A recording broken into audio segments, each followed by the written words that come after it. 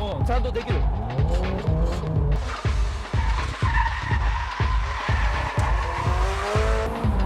りやすいな。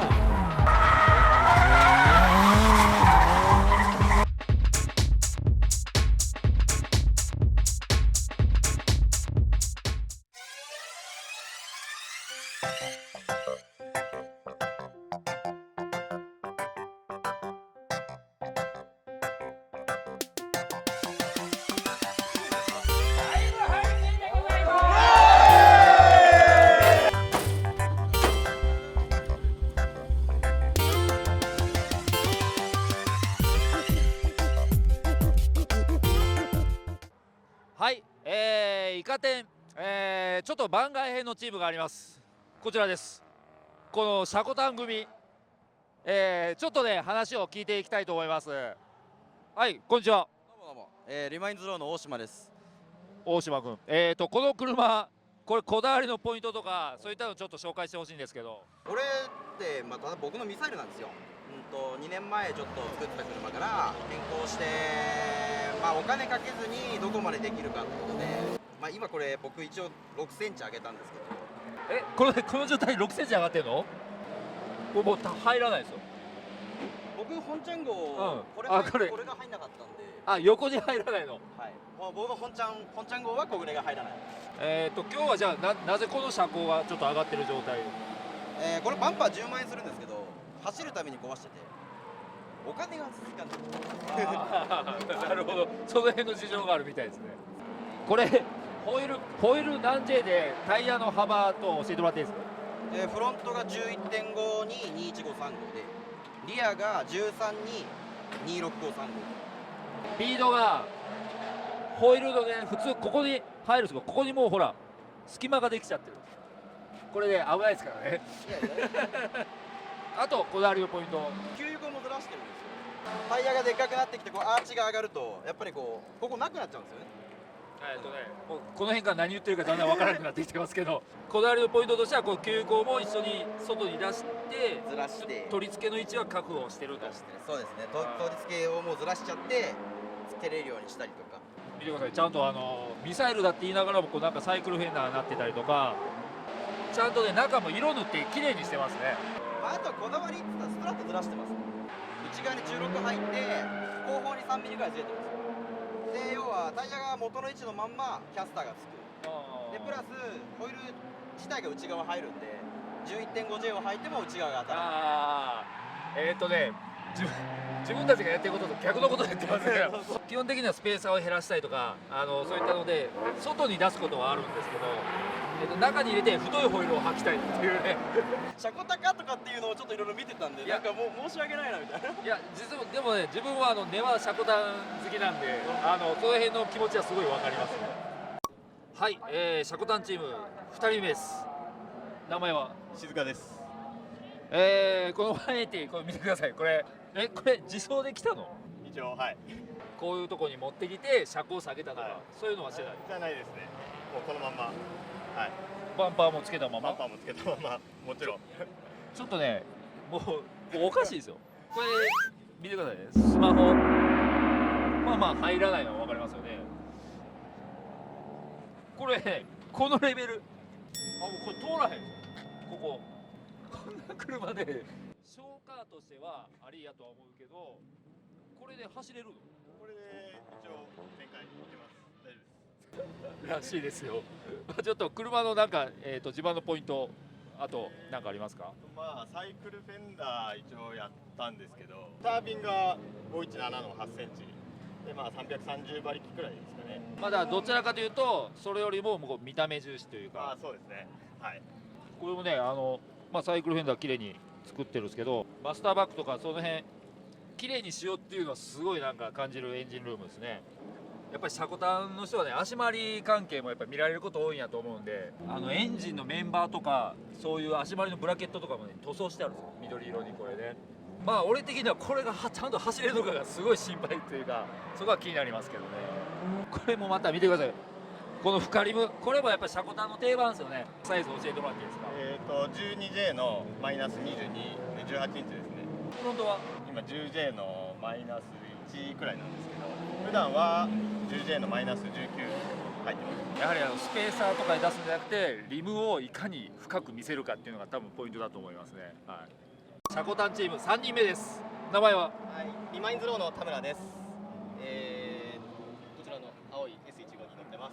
はい、この15、これもまた低いけどちょっとね恒例のチェックだけね。横、あ、これは通る。チームの中でも車高はおそらく一番高いと思います。なので基本的にはどこにでも、コンビニでも普通に行けるようになってますね。この車高でコンビニ行くみたいですけど、どうやって入るかちょっと見てみたいですよね。じゃあこの車のまず自慢のポイントなんかありますか？自慢っていうよりも、基本的にコンセプトが大島さんが部品部門でやってる RE ローっていうそちらの半分デモカーみたいな感じで基本的に作ってます。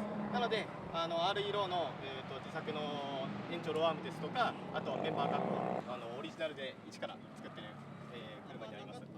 なるほど、ちょっと見ていきましょうか。じゃあこれタイヤのサイズ、ホイールのサイズ教えてもらっていいですか？はい、フロントが、10J のオフセットがマイナス29で、リアのホイールサイズが18インチの 11.5J、オフセットがマイナス18。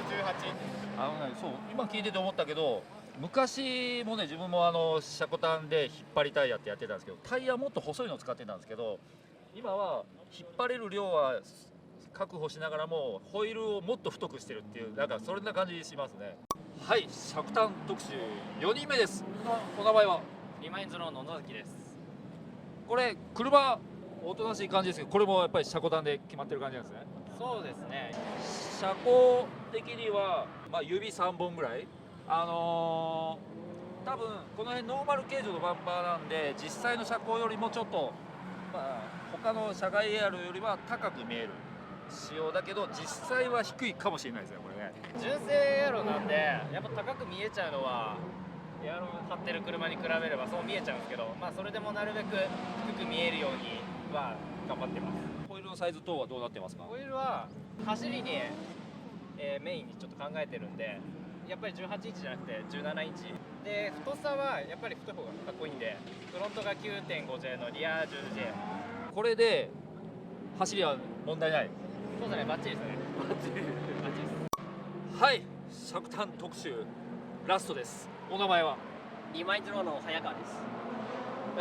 これ車 S14、パッと見なんかでバランスがよく見えますね。これももうこのフェンダーが低いのか、もうバンパーが低いのか、何が低いのか分からないけど、とにかく低いですね。これチェックします。もうね、この辺ぐらいの車高はもう普通に見えてきましたね。低いんですけど、これもちろんこの状態で自走されてると。そうですね、自走で、新潟から来ました。見てください、またこれも深リムですよ。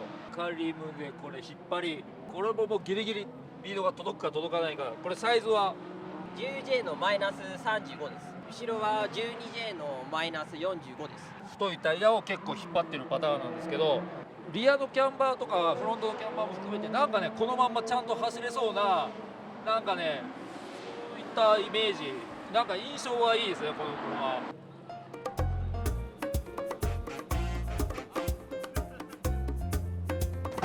お前乗るの？そんな無理に乗らなくてもいいじゃないこれ。一応チェックちゃんと走るか。これ全部エアロ飛ばせばいい。そんな感じじゃなくてさあ、あまり気が進まないですけど、とりあえずシャコタンの市場、このまずシルビアから行きたいと思います。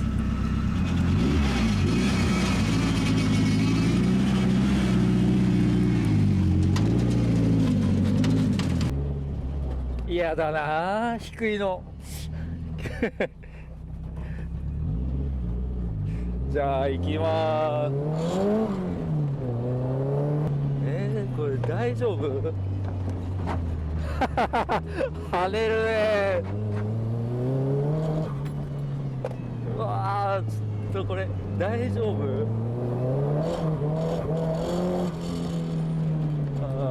エンジンは普通に吹けるけどね。でもちゃんと乗れるな。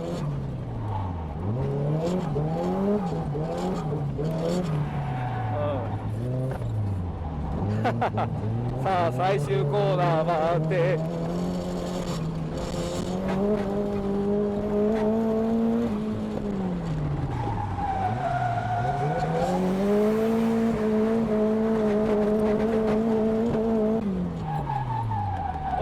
角度もなりにつくし、跳ねるけどなんとなく走れる。思ってたよりまとも。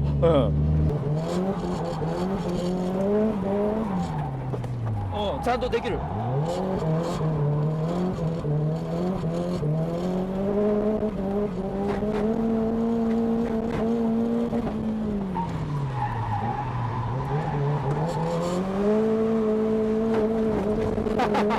跳ねる。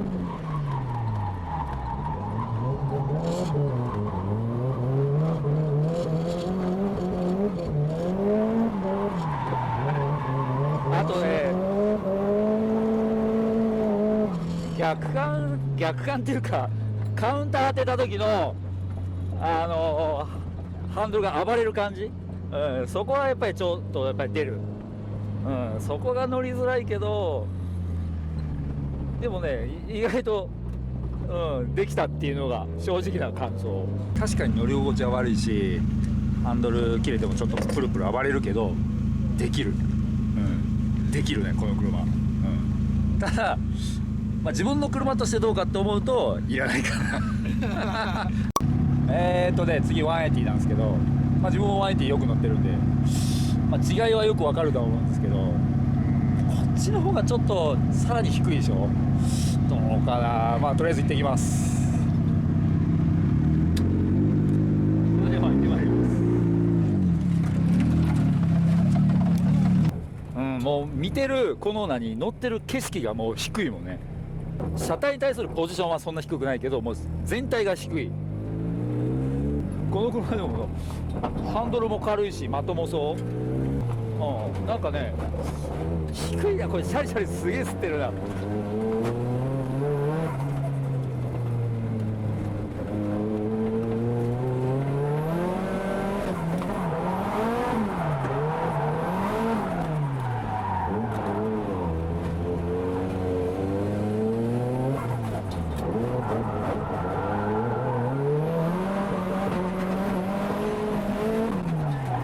でも、スタがないなこれ。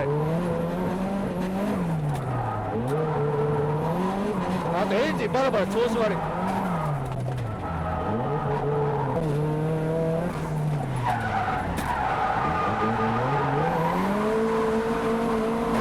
あっちこっち。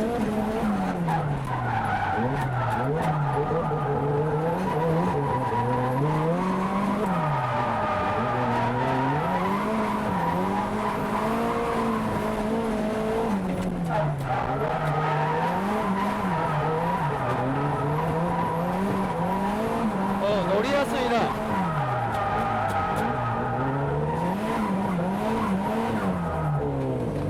ハンドリングはね、こっちの方がいい。さっきのシルビアよりもこっちのハンドリングの方が乗りやすい。エンジンの低速がないとか、その辺は今回抜きにして、足回り的にはこっちの方が車庫端にしては素直。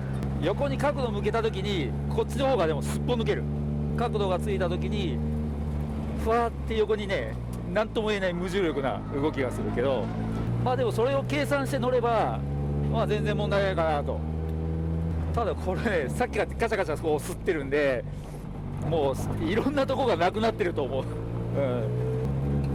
やっぱりでも車高もうちょっと高い方がいいかな。この車はちょっとエンジン調子悪いですけど、足回りに関しては全然走れる。癖はそんな強くないかな。ただ一つ言えるのは、乗り心地は悪い。こんな感じです。